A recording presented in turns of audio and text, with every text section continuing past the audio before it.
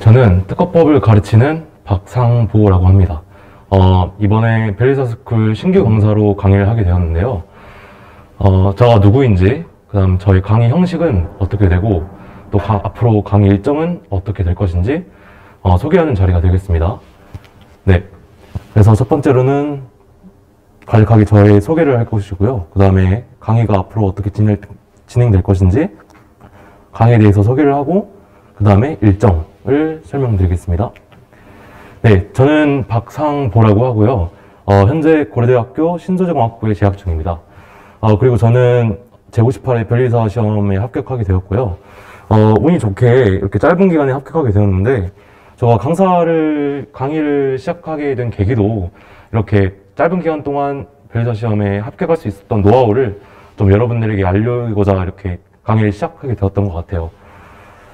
네, 그리고 저희 강의를 이제 간략하게 소개를 하자면, 물론 당연한 얘기겠지만, 저는 단기간 내에 여러분들이 이제 특허법 고득점을 맞도록 포커싱을 맞춘 강의가 되겠고요.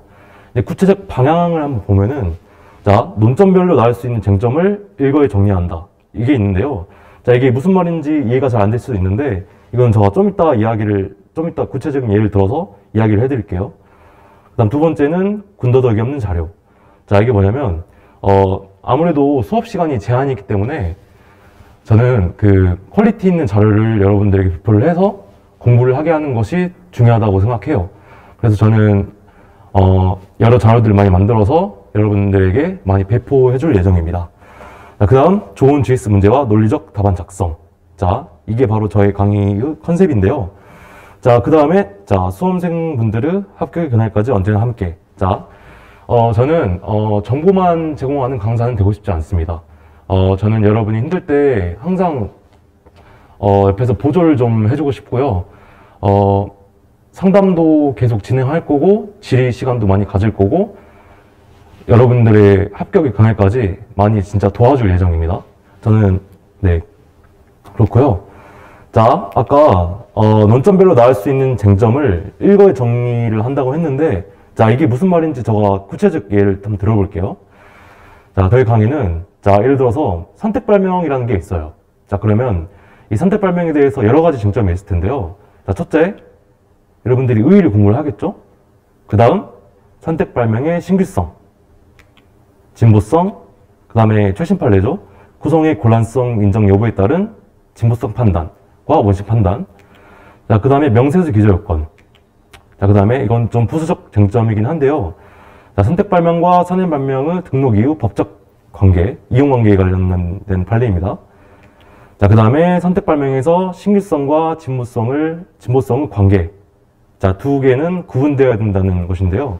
자, 여러분들이 선택발명에 대해서 공부를 하는데, 자, 어느 하루는 선택발명 신규성에 대해서 공부하고, 또 다른 날에는 명세서 기저요건을 공부한다고 하면은 효율성이 되게 떨어진다고 생각을 해요.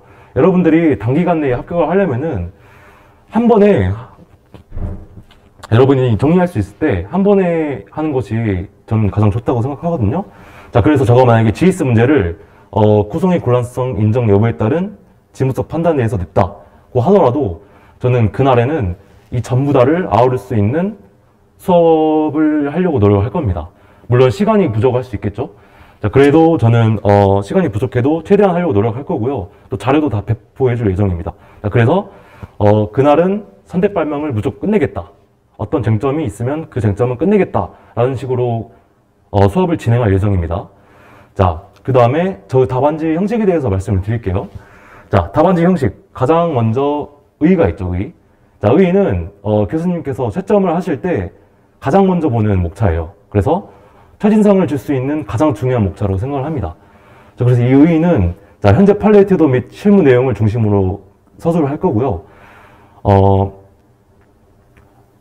좀 첫인상을 좋게 해야 그 다음 판례나 검토 부분도 더 좋게 보일 수 있기 때문에 이 부분도 굉장히 신경을 많이 쓸 예정이고요.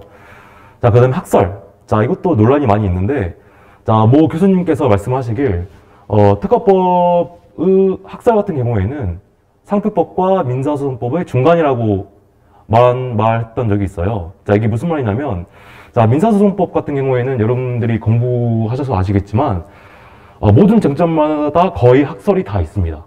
이에 비해서 상표법은 특정 쟁점만 학설의 대립이 나오거든요. 자, 특허법은 그 중간. 자, 그래서 학설의 대립이 꼭 필요한 부분, 의미가 있는 부분에 대해서만 학설을 쓸 거고요. 자, 그 다음 판례 태도. 저는 이제 판례 문구를 그대로 인용하는 방향으로 할 겁니다. 그리고 두 문자도 적절히 활용할 거고요. 자, 이 부분도 질문이 많이 들어오긴 하는데, 키워드를 중심으로 암기해야 되느냐, 아니면 판례 전체를 그대로 외워야 되느냐. 이게 좀 논란이 있는데요. 저는 일단 판례 문구를 그대로 인용하는 방향으로 갈 겁니다. 자, 왜냐하면, 변리사 시험은 특정 단어를 외웠냐, 안 외웠냐의 시험이 아니거든요. 이 특정 단어를 유기적으로 잘 연결해서 문장으로 만들어야 돼요. 이게 필력이 좀 좋은 사람들은 이게 가능한 사람이 있어요. 키워드 중심으로 암기를 해도 문장으로 자유롭게 이렇게 좀 논리적으로 연결할 수 있는 사람이 있는 것 반면에 그렇지 못한 사람도 있거든요. 자, 그렇지 못한 사람들은 판례를 전면적으로 그대로 외우시는 것을 추천드립니다. 자, 그다음 검토. 자, 검토는 물론 형식적으로는 자기 의견을 쓰는 목차란인데요. 자, 여기 절대 자기 의견을 쓰면 안 됩니다. 자, 이거는 교수님에게 내가 특허법을 얼마나 알고 있는지 어필할 수 있는 중요한 목차로 생각을 합니다. 그래서 이 부분도 현재 판례 태도를 중심으로, 자, 이 검토 부분에서 점수를 획득하기 위해서는 이 판례 태도와 이렇게 중복되면 안 되겠죠? 중복되지 않는 선에서 기술을 할 예정입니다. 자, 그 다음 결론 부분은, 자, 항상 결론은 명확한 결론을 내셔야 되는데, 이것도 저랑 같이 연습을 같이 하실 거예요. 그 다음에 사안포섭 할 때, 물론 특허법이 사안포섭이 많이 없다고는 하지만, 자, 그래도 최대한, 좀 상세하게, 그 다음에 구체적으로 사안포섭을 하는 방향으로, 네, 그렇게 답안지 형식이 될 것 같습니다. 자, 그리고 저는, 아까도 말씀드렸듯이, 정보만 제공하는 강사는 되고 싶지 않습니다. 여러분들이 공부하실 때 많이 힘드실 텐데, 저는 많은 도움을 드리고 싶어요. 네. 그래서 저는, 정말 상담 시간도 많이 가질 거고요. 여러분들이 질문을 하면은 바로바로 답변을 할 수 있는 그런 강사가 되겠습니다. 그리고 앞으로 저의 강의 일정을 좀 소개해 드리자면요. 저는 이제 오는 1월 4일, 그 다음에 1월 18일, 그 조현중 문의사님이 지금 진행 중이신 특허법 메일 쓰기가 있어요. 자, 이 시간에 지금 제가 시범 강의로 강의를 하게 되었고요. 그 다음에 2월에는 아직 기초 GS를 열지, 실전 GS를 열지는 협의가 안 되었는데요. 아마 2월에 둘 중 하나를 열 것 같습니다. 자, 그래서 저희 강의 스타일이 궁금하신 분들은 1월 4일에 특허법 메일 쓰기를 한번 보시면 좋을 것 같습니다. 네. 네. 자, 여러분의 합격을 진심으로 기원합니다. 네. 지금까지 특허법 강사 박상보였습니다. 감사합니다.